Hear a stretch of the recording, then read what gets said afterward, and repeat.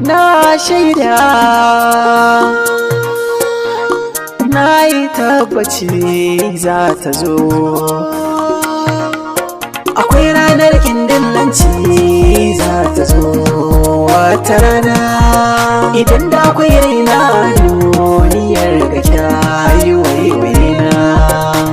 Ranar kindillanci za ta zo.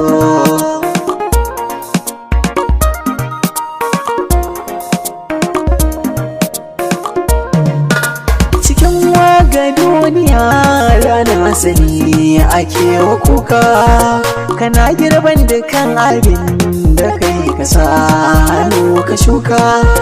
Dukannin jifan da ka yo a san maza yawaye ka, ashe zurfin da ke kawa hakan kike ka so kirta. Ranar kindillanci za ta zo.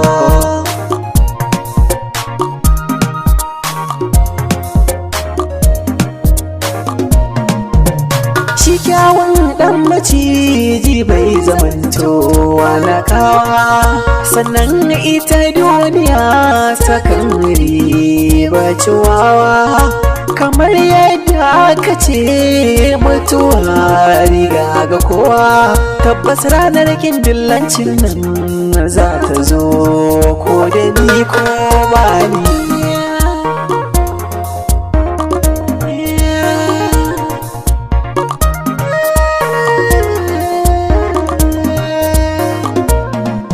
Da na sani ake cewa ke a baya take ba ta kallo, ni na fuskanci rayuwa da yanayin bugu na kwallo.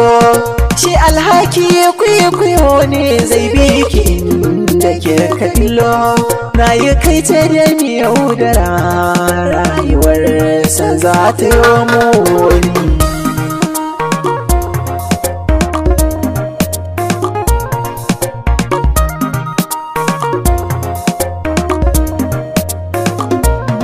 Duniya makaranta ce, misalin tana da faɗi, na ladabtar da wanda gona ta koda yaushe ke zumuɗi. Lokacin da ta barkice maka wani sa'in yakan ji daɗi, tafiya ko da ni da bani takan tafi gare ki nuni.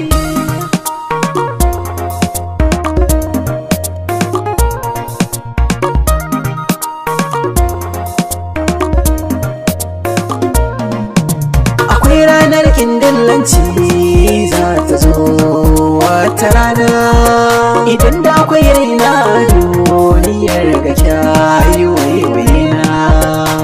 Ranar kindillanci za ta zo.